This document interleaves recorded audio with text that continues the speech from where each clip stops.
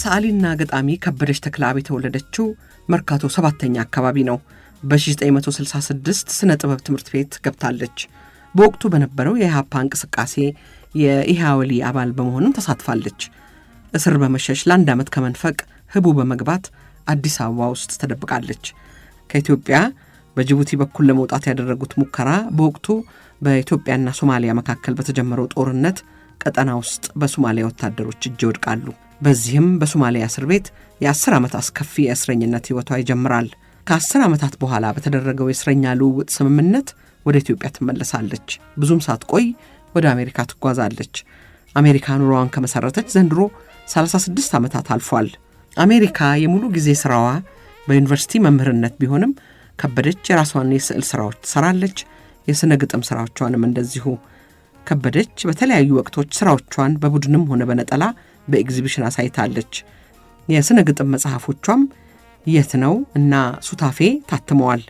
በዚህ ዓመት ለሁለተኛ ጊዜ አዲስ አበባ በመጣችበት ወቅት እስቲ ስለ ስዕልና ግጥም ስራዎችሽ እንጫወት ብለን ወደ ቅዳሜ ጨዋታ ጋብዘናታል።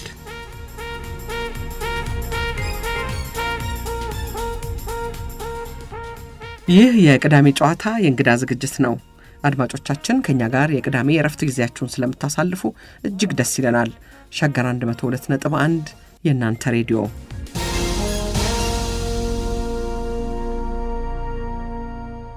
ከበደች ቀደም ብለን ያነሳነውን ሐሳብ እንመለስበታለን። ወደ ስሚትሶኒያን ወደ አሳያችሁት ኤግዚቢሽን ኢትዮጵያን ፓሴጅስ ወደሚለው እንሂድና እዛ ላይ ያቀረብሻቸው ስራዎች አንደኛው ሻክልድ፣ ኢንሱሌትድ እና ቢሃይንድ ባርስ የሚለው ነው አይደለ?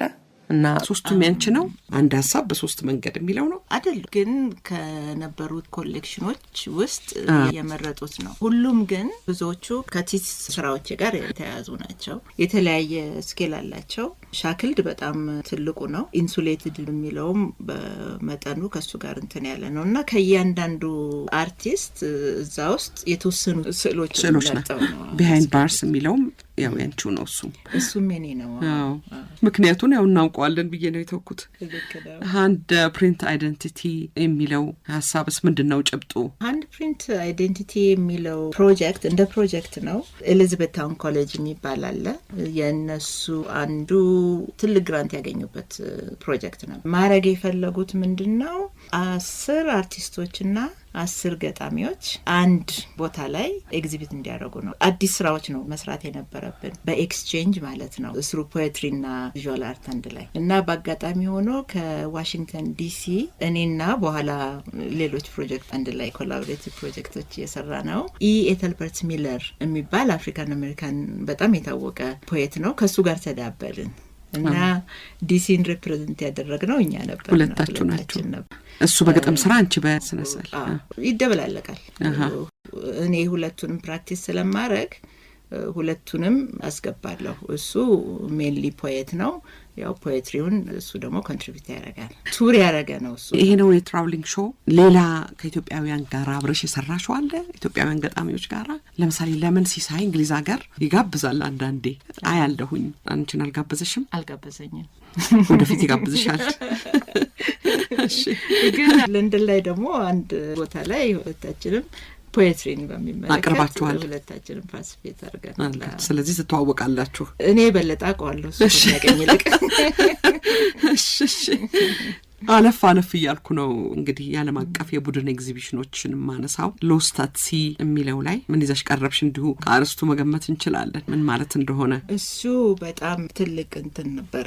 ፕሮጀክት ኢንተርናሽናል ሾው ነው እና እኔ ይዤ የቀረብኩት ኡጋንዳ ለመሄድ የነደፍኩት ፕሮጀክት ነበረ። ልክ አሁን የምሰራውን አይነት የሚመስል እና ኡጋንዳ የሬፊጂ ሴንተሮች ለማጥናት ማለት ባሪ ያላቸው የሚል ነው እና በዛ ጊዜ ሐሳቤ የነበረው የሜዲትሬኒያን ክራይሲስ ነው። ሬፊጂ ክራይሲስ 2017 ነው ያንን ፕሮጀክት ይዤ የመጣሁት። እንግዲህ 2017 ክራይሲሱ እንደው ጣራ የደረሰበት ነው እንጂ ከዛ በፊት ሁሉ ብዙ ሬፊጂዎች ባህር ላይ ቀርተዋል። ከሚቀሩት ውስጥ ደግሞ ብዙዎቹ ከአፍሪካ የሚሄዱ ስደተኞች ናቸው እና ሁልጊዜ ያው የውጭው ሚዲያ ሴንሴሽናላይዝ የሚያደርጋቸው ነገሮች አሉ እና እንደ ክሪቲሲዝምም ደግሞ ጣል የሚያደርጓት ነገር አለች እና እነኚህ ሁሉ የአፍሪካ ሬፊጂስ በሜዲትሬኒያን ባህር ውስጥ የሚቀሩት አውሮፓ ለመሄድ ላምፔዱሳ የሚለው ከተማ የምናውቀው በዚህ የተነሳ ነው። እሺ ጉዳዩ ምንድን ነው? አህጉራቸው ውስጥ ብዙ ሬፊጂ ሴንተሮች አሉ፣ ለምን እዛ አይቆዩም የሚል ጥያቄ ነበረ እና እኔ ራሴ ለምን የሚለውን ነገር በአይኔም ለማየት ሪሰርችም ለማድረግ ነው የሄድኩት። አሁን እዛ 2 ትልልቅ ሴንተሮች ጎበኛለሁ። አንዱ ናኪቫሊ ይባላል። ከሰብሳራን አገሮች ውስጥ የመጡ ስደተኞች 60,000 ስደተኞች የሚኖሩበት ነው። ከነኚህ ውስጥ ኤርትራውያን አሉ፣ ኢትዮጵያውያን አሉ፣ ሱዳን ዩኔሚት እዛ አካባቢ ያለ በሙሉ አለ። እነሱ ጋር ትንሽ ጊዜ ቆይቼ ብዙ ሰዎች ኢንተርቪው ያደረኩ። ሁለተኛው ደግሞ የሱዳን ቦርደር ቢዲቢዲ የሚባል ትልቅ ከዓለም ትልቁ የሚባል ስደተኞች ካምፕ እዛ ደግሞ ሄድኩኝ። 270,000 ሬፊጂዎች የሚኖሩበት ነው። ከሁለቱ የተረዳሁት ነገር ምንድነው? በተለይ ናኪቫሊ የቆየ ካምፕ ነው። እዛ ውስጥ 12 ዓመት 13 ዓመት ቁጭ ብለው የሚጠብቁ ሰዎች አሉ። ያ ሁሉ የኢንተርናሽናል ድርጅት ገና ወደ ናኪቫሊ ስትሄጂ ድንኳናቸውን ታያለሽ። የዩኒሴፍ በይ የዩኤንኤችሲአር ምናምን ትልቅ ፈንድ የሚገኝበት ነው። ኑሮ ግን በጣም በጣም ከባድ ነው እዛ ውስጥ እና ፓርሽሊ መለሰልኝ ለምን የሚለው ነገር። ለምንድን ነው ሰው መውጣት የሚፈልገው? ህይወቱ የማይለወጥ ከሆነ የማይወጣበት ምክንያት የለም እና አንድም እሱ ነው እና የዛን አይነት ሪሰርች ካደረግኩኝ በኋላ ስዕሎች መስራት ጀምራለሁ። አንዱ በተለይ ትልቁ ስዕል ነን ቦያንት ላይፍ ቬስት ነው የሚለው ታይትሉ። እሱን ኢንስፓየር ያደረገው ነገር አንድ ደሴት ውስጥ የሞቱ ሰዎች ቁጥር አንደኛ ይሄ ነው አይባልም። ሁለተኛ የሞቱበት ምክንያት ፌክ የሆነ ላይፍ ጃኬት ስለተሰጣቸው ነው እና ፍሎት ከማድረግ ይልቅ ውሃ ይዞ ሰመጡ እና ነን ቦያንት ላይፍ ቬስት የሚለው ሲምቦሊክሊ ከነ ኢሜጁም ጭምር አንዱ ሲሪዝ ነው። ከዛ ውስጥ የሰራሁት ትልቅ ሲሪዝ ነው። እሱ ነው እንግዲህ ኢንተርናሽናል ኤግዚቢሽን ውስጥ የተካተተው። በጣም ይገርማል። ከበደች የምትሄጅበት መንገድ።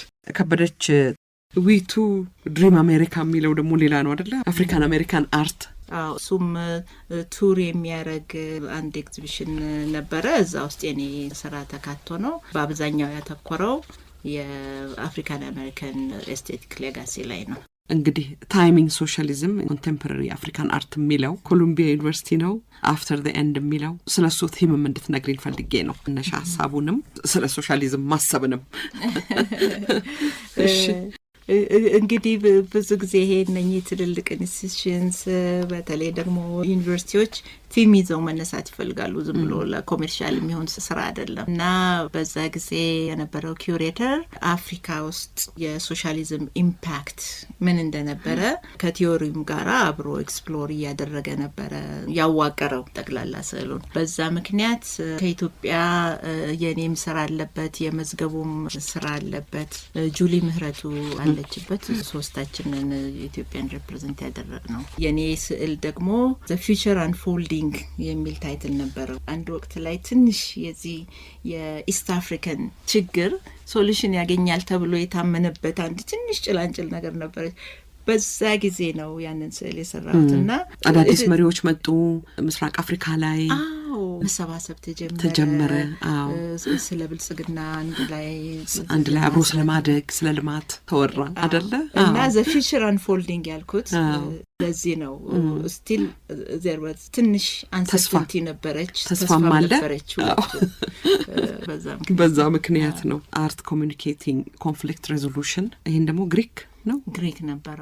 በጊዜ ነው ልክ ከኮቪድ በኋላ ነው። እንደው እነዚህን ሁሉ ነገሮች ያነሳዋቸው ቅድምም ጠቀስ አድርጌዋለሁ። ከራስ ህይወት፣ እስር፣ ስደት የሚመነጭ እንግዲህ ስራዎችሽ ላይ ይታያል። የዓለም ዜጋ መሆን፣ ሰብአዊ መሆን፣ ሰፋ ያለ አመለካከት ይመስለኛል። እስቲ እዚህ ላይ ሐሳብ ስጭበት። ብቻችንን አንኖርም አይደል? በጣም እኮ የተያያዝነን። ስለ ራሴ ብቻ የሚባል ነገር ያለ አይመስለኝም። እንደ ፍልስፍና የኢትዮጵያ ጉዳይ የሁሉም መሆን አለበት፣ የሌላው ጉዳይ ደግሞ የኛ መሆን አለበት። ይሄ ነው እንግዲህ ሰብአዊነት። እኔ የሚገባኝ እንደዛ ነው። ከኛ ውጪ ሌላውንም ልብ ማለትና ማሰብ ስለዛ ጉዳይ ማሰብ ያው ግልጽ ነገር እኮ ነው አይደለ? የሰው ልጅ ፍላጎቶች ሁሉም ዓለም ላይ አንድ አይነቶች ናቸው። የመኖር ፍላጎቶች፣ የሚጎድሉንም ነገሮች ተመሳሳይ ናቸው። አቺቭ የምናረጋቸው ነገሮች ተመሳሳይ ናቸው እና ለኔ አንድ ወጥ ነገር ነው፣ ልዩነት የለውም። ሱዳን ውስጥ የሚገኝ ችግር የኢትዮጵያም ችግር ነው። ጋዛ ውስጥ ያለው ችግር የኛም ችግር ነው። እንደዛ መሆን አለ። እንግዲህ ስራዎችሽ እነዚህ ሁሉ ያሳያሉ። እንዲሁ በሐሳብ ደረጃ ብቻ ሳይሆን በተግባርም እነዚህን ስራዎችን የምናየው። እንደ አርቲስት የሚያስደስትሽ ምንድነው? የሚቀጥለው ጥያቄ ነው ከበደች። ይመስለኛል ትልቁ መገንዘብና መረዳት መሰለኝ። ማየትና መገንዘብ ወዳለው እንዲገባኝም ፈልጋለሁ። ከዛ በኋላ ነው እንግዲህ ትርጉሙና ፈጠራው የሚመጣው። ኪነ ጥበብ የተሻለች ሰው አድርጎኛል ትያለሽ? ይህ እንኳን ከባድ ጥያቄ ነው። ምናልባት ወደ ኪነ ጥበቡ እንዳዘነብል ያደረጉኝ ቫሊዩስ እነሱ ይመስለኛል አሁን ያለሁትን ሰው እንደሆን የረዱኝ። በዚህ ላይ ስነ ጽሁፉ ጎላ ያለ አስተዋጽኦ አለው ነው የምትይው? ስነ ጥበብን በአጠቃላይ እና እነሱን እንድወድ ያደረገኝ ቫልዩ መመዘኛው ከልጅነታችን ጀምሮ እኮ የሚመጣ ነው። ደግሞ እሱ ዞሮ ዞሮ ስናድግ ከአካባቢውና ከቤተሰቦቻችን የምናገኘው አሴት ነው አይደለ? እሱ ነው መሰረታችን። እሱ መሰለ ስለ ሰው ማሰብ፣ ዙሪያ ገባውን መመልከት። እነዚህ እንግዲህ ወይ ምናልባት ቤተሰቦችሽ የሰጡሽ ነው መነሻው። እናትሽ ሊሆኑ ይችላሉ ምናልባት። ቤተሰብ ነው። እሺ፣ አብዮት፣ የተቃውሞ ፖለቲካ፣ ጦርነት፣ የእርስ በርስ ግጭት፣ በአጠቃላይ ሰው ልጅ ስቃይ ጉረት የምትሰጪው ነገር ይመስለኛል ከበደች። እንግዲህ ስደት፣ ባህር ላይ መቅረት አለን አይደለ? ዓለም አቀፍ ዜና ትከታተያለሽ ቶሎ ቶሎ? አንዱ ምንጭ ነው አይደለ? መቼም ማቆሚያ የለውም አይደለ? ችግራችን እያጠቃለልኩ ነው። አይዞሽ ከበደች፣ ዛሬ አድክሜሻለሁ። ለአንቺ ጥቁር ሴት ከኢትዮጵያ የሄደች አርቲስት አሜሪካ መቼ ነበር? የትግል ሀገር ነው። ሁለቱንም ደግሞ እድል ይሰጣል ማለት በመማር ደረጃ አዎ ትልቅ አስተዋጽኦ አለው። ህይወት ከባድ ነው ለኔ ብቻ ሳይሆን ለራሱም ዜጎች ማይኖሪቲ ለሚባሉት ክፍሎች አሜሪካ ምቹ አይደለችም። ግን እንዳልኩሽ ትልቁ ነገር በትምህርት ማደግ መሰለኝ። እሱ ደግሞ ከብዙ ግፊት ጋራ ለመኖር እንዲያበቃን ያዘጋጀናል ብዬ ገምታለሁ እንጂ ከባድ ሀገር ነው ይመስለኛል በጣም። የግል ኤግዚቢሽን የብቻ ያሳየሻቸው እንደው የቅርብ ጊዜዎቹን እናንሳ። በቲም የተደራጁ ናቸው። አንደኛው አሁን ለምሳሌ የቅርብ ጊዜው ነው አይደለ? ብሉ ኤንድ ግሬ ኤራ ኦፍ ኤግዛይል የሚለው ስለሱ ንገሪን። ቅድም ዝም ብለን እንዲሆነ ካርገነው ነው ያለፍነው። ብሉ ኤንድ ግሬ ዚስ ኤራ ኦፍ ኤግዛይል እኔ ራሴ ፕሮፖዝ ያረኩት ፕሮጀክት ነው። ፕሮጀክቱ ብዙ መልክ እንዲኖረው ነው የፈለኩት። ያው ቲማቲክሊ የስደተኛ ህይወት ላይ የሚያተኩር ነው። እንደገና አሁንም የሜዲትሬኒያን ክራይሲስ ያልኩት ነገር የሱም ርዝራዥ አለበት። እዛ ድረስ ይገባል። አልቆምም፣ ያ ክራይሲስ አልቆምም እስካሁን። ይኸው አሁን በቀደምም የመን ብዙ ሰው ሞቷል እና በዓለም ደረጃ ያለ ነገር ነው። አሁን እሱን በማቀርብበት ጊዜ ድርብርብ ነገሮች ደግሞ ነበሩ።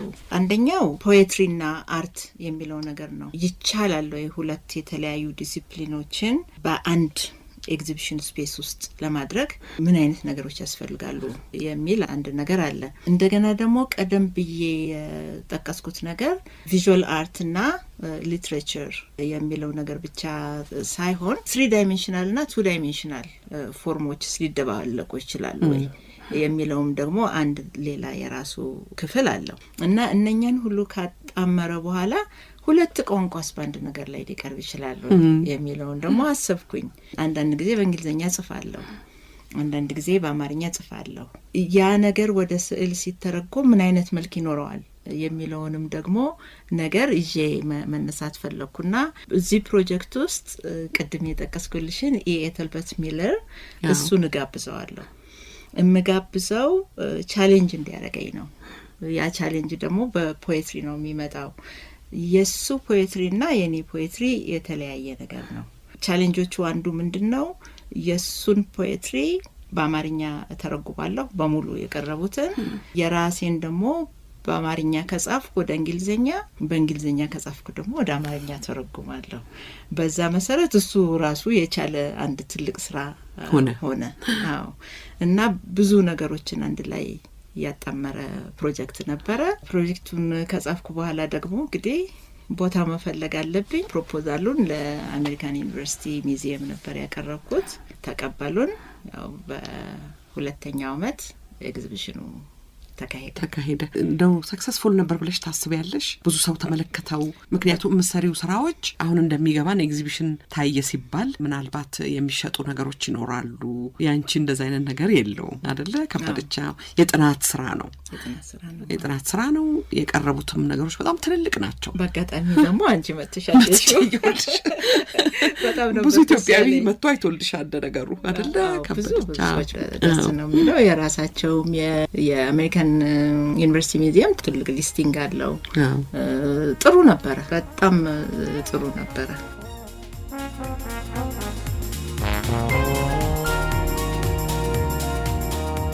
ሬዲዮ ጣቢያው ሸገር 102.1 ዝግጅቱ የቅዳሜ ጨዋታ የእንግዳ ዝግጅት ነው። የዛሬ እንግዳችን ሰዓሊና ገጣሚ መምህርት ከበደች ተክለአብ ናት።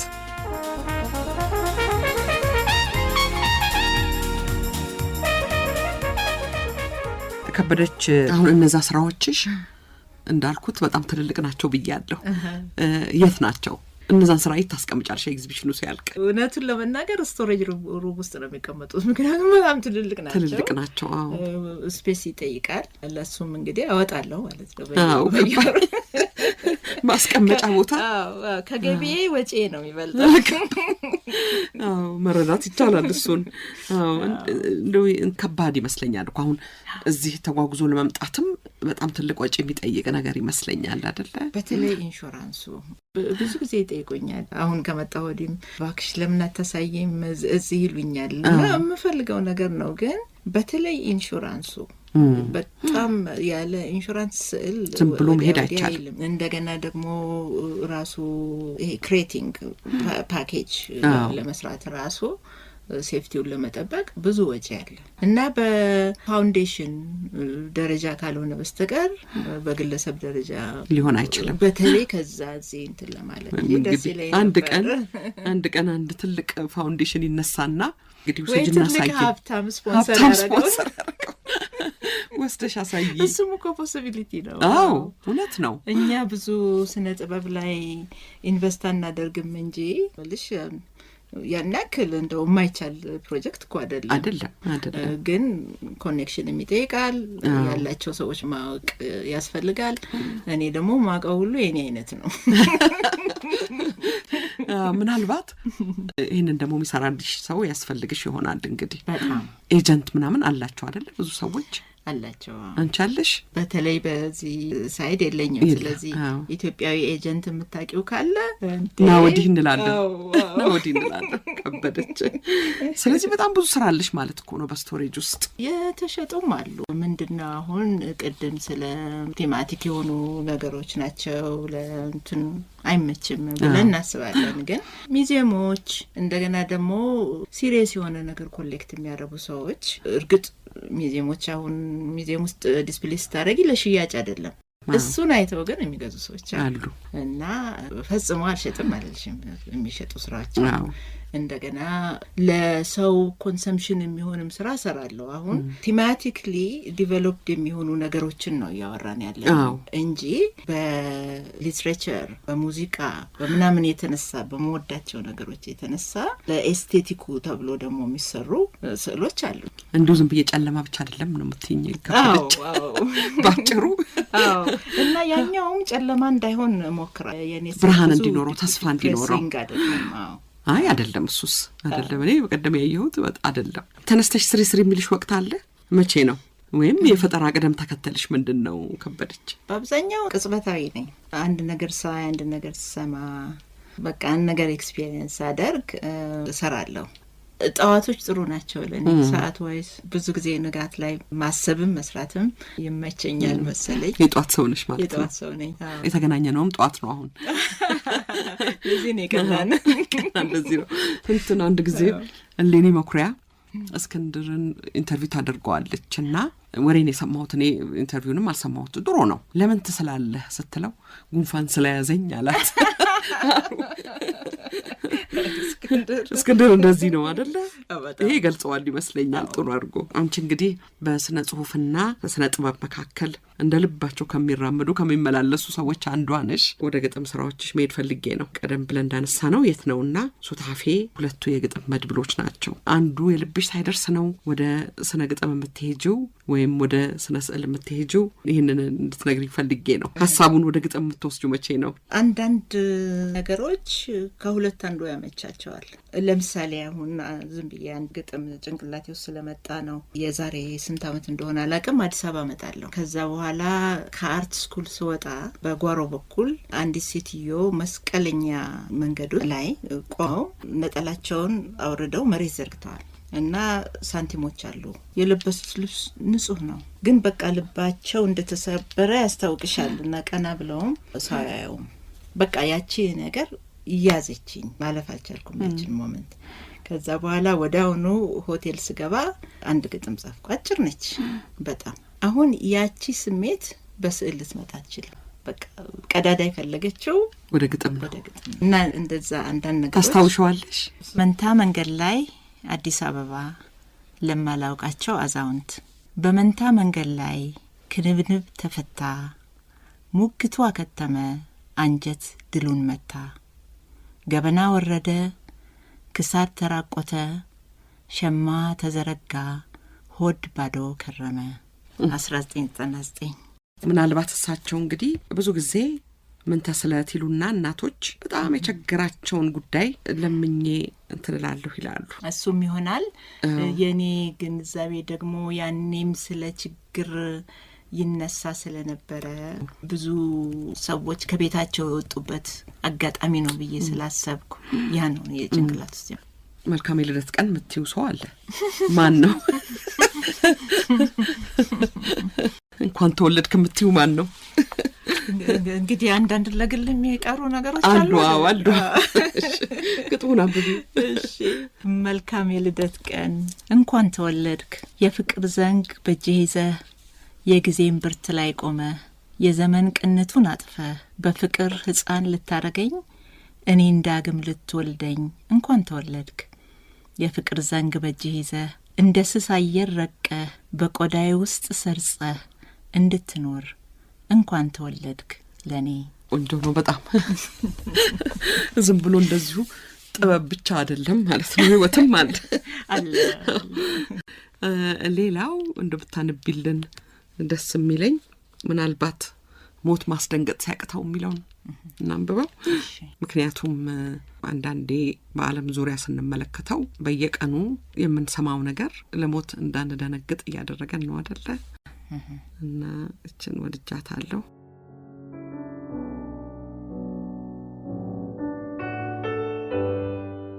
ሞት ማስደንገጥ ሲያቅተው፣ ሞት ማስደንገጥ ሲያቅተው ያን ጊዜ ነው ምን መሆኔንም አላውቀው።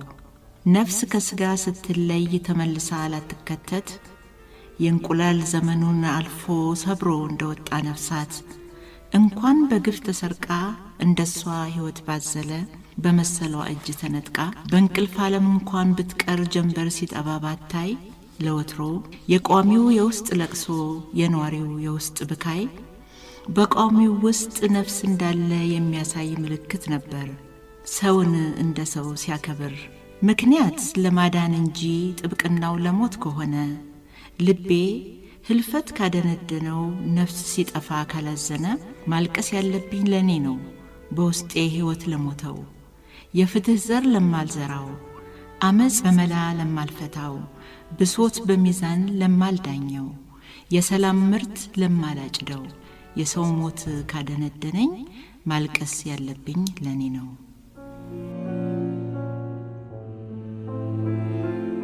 2020 በጣም የወደድኩት ግጥም ነው። ራሳችንን የምንጠይቅበት ነው። ከበደች በጣም ወድጀዋለሁ። ሱታፌን ለመታሰቢያነቱ ለወይዘሮ ምስራዊት ገብረ ጊዜና ለመስከረም ግርማ ነው። መስከረም ግርማ የወንድሜ ልጅ ናት ነበረች እና ባልታሰበ አጭር ጊዜ ውስጥ በካንሰር ምክንያት በህይወት የለችም። የደስታ ሱታፌ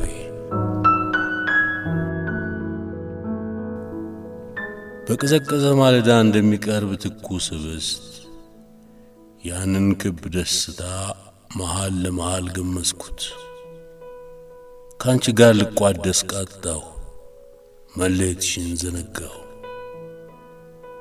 የጎመን ዘር ፍሬ ታህል ደስታ ቢበተን ልብሽ ላይ እንደ አበባ ተክል ይጸገያል፣ በውስጥሽ መች ይባክናል። ለምን ነው የልብሽ ንጣፍ እንደ ጸደይ አበባ ምርት በቀለማት የደመቀ የውስጥሽ መዓዛ ዘልቆ አንደበትሽን ያረቀ ከእንክርዳድ መሃል ማልተክለው ንጹሕ ደስታ ይዣለሁ። ለምለም ልብሽን ፍለጋ አገር ለአገር ዞራለሁ።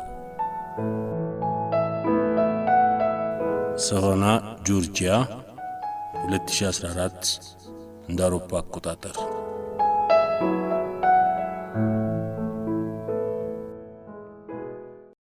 ከዚህ ቀደም ከበደች ኢትዮጵያ መጥተሽ ማስተማር መስራት እንደምትፈልጊ እንደሞከርሽም ነግረሽኝ ነበር። ያ ሐሳብ አሁንም አለ? ንገሪን እስቲ። እሱ ምን ጊዜም አለ አይደል? ሲሳካ ይሳካል። ከወጣት ኢትዮጵያውያን ስነ ጥበብ ትምህርት ቤት ተማሪዎች ጋር ተገናኝተሽ ታውቂያለሽ? ስራቸውን አሳይተውሻል? አለፈለገ ሰላም ትምህርት ቤት ሄደሻል በቅርቡ? ባለፈው የመጣው ጊዜ መጀመሪያ ዝግጅቴን በአርት ስኩል ነው ያደረኩት። አዎ። እና እዛ ላይ ብዙ ሰዓሊዎች ነበሩ፣ የስነ ጥበብ ሰዎችም ነበሩ። ስዕሎቻቸውን ለማየት እድሉ አልገጠመኝም፣ ግን አዎ እዛ ተወያይተሻል፣ ተነጋግረሻል። አዎ። ሙዚቃ ላይ እንዴት ነሽ? ሙዚቃ አንዱ ትልቁ የጥበብ ክፍል ነው። ብዙ ሰዓሊዎችን የሚነካ እና የሚይዝ ግጥም በጣም ሙዚቃውነት አለው። ያም ደግሞ ተመሳሳይ ባህሪያት አሏቸው። ስዕልም እንደዛ እና በጣም ነው ወደው ሙዚቃ ትወጃለሽ? ምን አይነት ሙዚቃ? አሁን እኮ ፕሮግራሙን ስናቀርብ ሙዚቃ መምረጣችን አይቀርም። ጆርጂያ ኖረሻል መቼም አይደለ? ከነ ፕሮፌሰር አብይ ፎርድ ጋር ከነ እስክንድር ጋር ጃዝ እና ብሉስ ምናልባት በጣም እንግዲህ ያው እንደምታውቂው በተለይ ሃዋርድ ዩኒቨርሲቲ ያው የጃዝ ቦታ ነው፣ የብሉዝ ቦታ ነው። ኢምፕሮቫይዜሽን ደግሞ ያው ከኛም ስራ ጋር ይሄዳል እንትን የሚል ነውና በጣም ጃዝ ወዳለሁ። ስለዚህ ምን ሙዚቃ እንምረጥልሽ ብልሽ ጃዝ አንዱ ይሆናል። እንደገና ደግሞ በአዲስ አበባ በልጅነትሽ የሰማሻቸው ዘፈኖች ይኖራሉ። እነሱን ትመርጫለሽ? በልጅነት ማን ነበር የምትሰሚው? ሙሉ ቀን ነበር። በጣም ዘመኑ አንድ አይነት ስለሆነ እኮ ነው ቶሎ ብዬ ሙሉ ቀን ጋር ሄድኩት። በጣም የሙሉ ቀንን ዘፈን በጣም ነበር የምወደው። እንደውም አንድ ግጥም እኮ ጽፌለታለሁ በሱ ሞት ላይ። የሞተ ጊዜ ኖ ከመሞቱ በፊት በአንድ አጋጣሚ እኔም ሄራንም በመናቀው ተገናኝታችሁ? አዎ። በነገራችን ላይ እሱ ቨርጂኒያ ይኖር ነበር፣ እኔ ቨርጂኒያ ኖር ነበር። እንገናኝ ነበር እና አንድ ለሱ ዴዲኬት ያደረኩት ግጥም ሱታፌ ላይ አለ። አዎ። ፈልገን እናስነብባለን እንግዲህ ዘፈኑንም እንመርጣለን።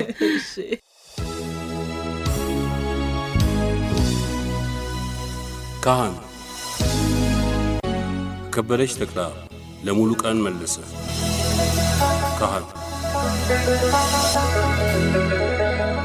ይህንን የፍቅር ካህን ከመቅደስ ያስወጣው ማን ነው? ጽኔ ሙሉ መውደድ ይዞ መዓዛው ቤቱን ባወደው በስሜት መስጠቱ ጥልቀት ጥላቻን ዘሩን አምክኖ የመውደድ እጽ በተከለ ከኪነት ሱታፌው ማዕድ ምን ነው ራሱን ከለለ? ከማሊት ውጭ ቆሞ እንዳፈረሰ ደብተራ ዜማን በዜማ ሊለውጥ በሌላ ልሳን ሊጣራ መላ ሲፈልግ አድሮ ውሎ አሁንም እሱን መረጠ።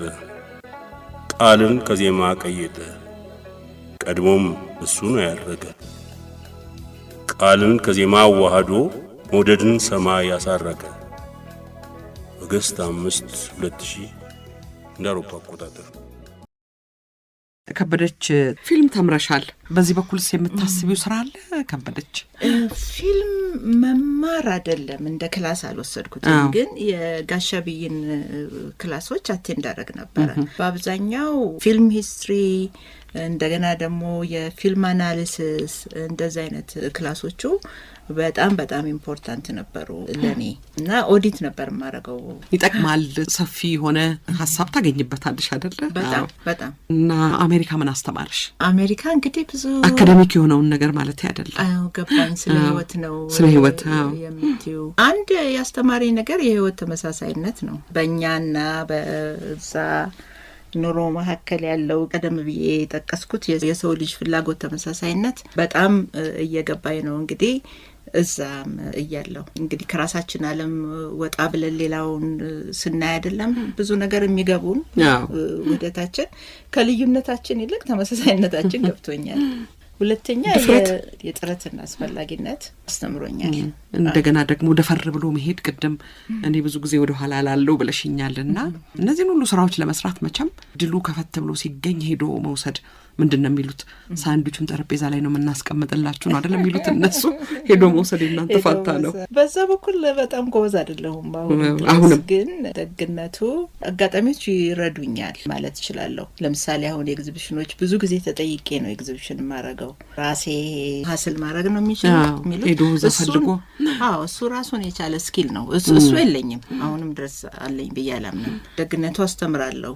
እሱ ደግሞ ሀሳብሽን ለመግለጽ መሳሪያውን ይሰጥሻል።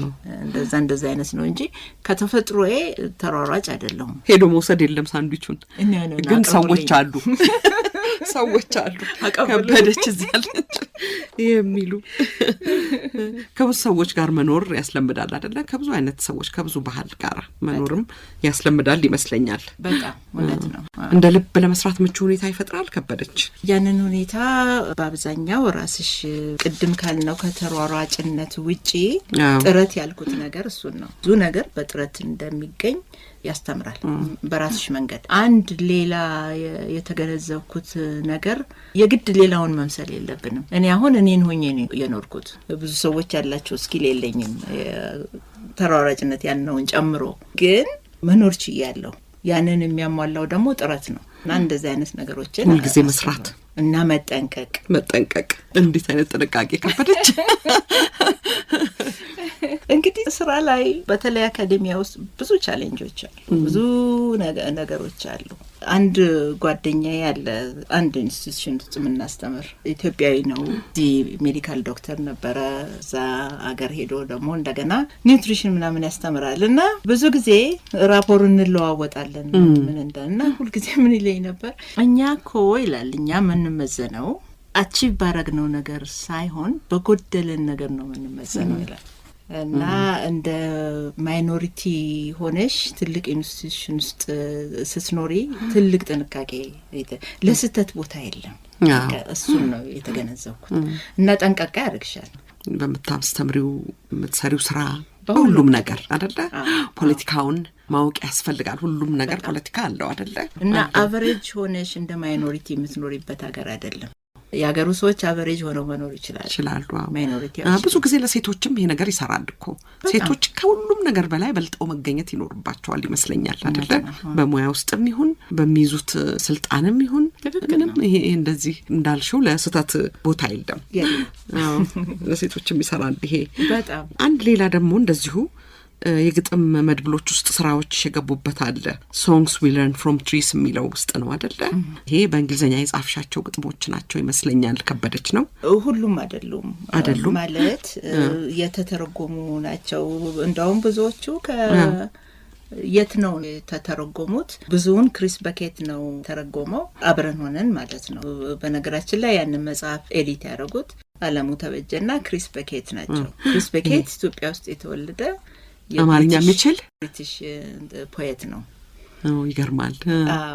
እና እንደዛ ነው። የት ነው በኋላም የተጻፉ አሉበት። ለምሳሌ ጥጥድሜ ነው። ጥጥድሜ እዚህም ላይ ሱታፌም ላይ አለ። እሱ በአማርኛ ጥሩ ግጥም ነው በጣም። ደግሞ ሌላው የሙያ ማህበራትም ውስጥ ተሳተፊያለሽ እና የዊሜንስ ኮከስ ኦፍ አርት አንዱ ነው። አፍሪካን ስተዲስ አሶሲዬሽን አለ፣ አፍሪካን ሊትሬቸር አሶሲዬሽን አለ፣ አርት ኤንድ ሶሳይቲ። እነዚህ ብዙ ናቸው እኮ እነዚህ አይደል? አባል ነሽ። ይጠቅማሉ እነዚህ እዚህ ውስጥ አባል መሆን ይጠቅማሉ። ያው እንግዲህ ዞሮ ጥቅም የምንለው እውቀት ማለት ነው። እውቀት ይጠቅማሉ። በተለይ ይሄ የዊሜንስ ኮከስ የዩናይትድ ኔሽን አንዱ ክፍል ነው እና አሁን ማስተምርበት ዩኒቨርሲቲ ውስጥ ወደ 7 አመት ገደማ አንዱ የኮሚቴ ስራዬ እኛ ዩኒቨርሲቲ ተማሪዎች ኢንተርንሺፓቸውን ከዩኤን ጋር መስራት ነው እና በዛ ድርጅት ውስጥ ነበረ የሚካሄደው ያ ፕሮግራም። እኔና አንዲት ሌላ ፕሮፌሰር ሁለታችን የዛ ፕሮግራም ኃላፊዎች ነበር እና ከዩኤን ጋር ለብዙ ጊዜ ሰርተናል። እድሎችን በማስፋት በኩል ከተለያዩ ሰዎች ጋር ከተለያዩ ጉዳዮች ጋር በማገናኘት በኩል ነው ጥቅሙ ማለት ነው። አዎ እሱን ብዙ ጊዜ እንትን አባል ሆነው ከብዙ ኢንተርናሽናል ተሳትፎች ነበሩኝ። ፕሬዘንቴሽንስ ይሄ የኮንፈረንስ ፕሬዘንቴሽኖች እና አንዳንድ ጊዜ ፕሬዘንት ለማድረግ አባል መሆን አለብሽ። በዛው ግን ትገቢበትና የተለያዩ ነገሮች ውስጥ ኢንጌጅ ትሆኛለሽ። ይሄንን ለምንድን ነው ያነሳሁት? በአብዛኛው እኔ ሰዓሊ ነኝ ምንም ሌላ ግንኙነት የለም ብለው ስቱዲዮ ውስጥ በራቸውን ዘግተው የሚሰሩ ሰዎች የግድ እንደዚህ አይነቱ ነገር አስፈላጊ ነው በሚል ነው ያነሳሁት። አይደለ? በጣም ይጠቅማል። ስለ ዓለም ካላወቅሽ የስነ ጥበብ ሰው መሆን ከባድ ይመስለኛል እኔ ሳስበው። ልክ ነው። አዎ እና በጣም አስፈላጊ ነው እና እውቀት ይሰጣል። ልክ ነው። ከበደች እንግዲህ እነዚህን አሁን የጀመርሻቸውን ስራዎች ጨርሰሽ እንደገና እንድንገናኝ እመኛለሁ። ወደፊትም ብዙ የምንነጋገርባቸው ጉዳዮች ይኖራሉ ብዬ አስባለሁ። አንድ የመጨረሻ ዘፈን የምትመርጪው የለሽም? ይሄንን ብለሽ የምትይው አስቴር እንዴት ናት? በጣም ነው የምወዳት፣ በጣም ነው የማከብራት። አዎ በቃ አዲስ መንገድ የቀደደች ነች ብዬ ነው የማምነው። በጣም ነው የምወደው ስራዋ። ስለዚህ አዲስ መንገድ ካልሽ ከካቡ ላይ አንዱን እንመርጣለና ካቡ ነው አይደል? አዲስ በጣም እሺ ከበደች በጣም አመሰግናለሁ። በጣም እንደገና ተገናኝተን ደግሞ በሰፊው እናወራለን። እኔም በጣም ነው የማመሰግነው። ሁለተኛ ሙከራችን መሰለኝ። አልተናገርኩም ነበር፣ ሚስጥር አድርጌ ነበር። እኔና ከበደች ኒውዮርክ ተገናኝተን ነበረ እና ብዙ ጥረት አድርገን ነበረ ጥሩ ኢንተርቪው እንሰራለን ብለን አስበን ግን አልተሳካም። ዛሬ ስለተሳካልን በጣም ደስተኛ ነኝ። እኔም ደግሞ ዛሬ ለየት አድርገን መወያየታችን በጣም ደስ ብሎኛል። አመሰግናለሁ። እኔም በጣም ነው የማመሰግነው። በጣም ስራሽንም ማደንቅም ወድሽ ጋዜጠኛ ነሽ እና ለምታደርጊው ነገር ሁሉ አመሰግናለሁ።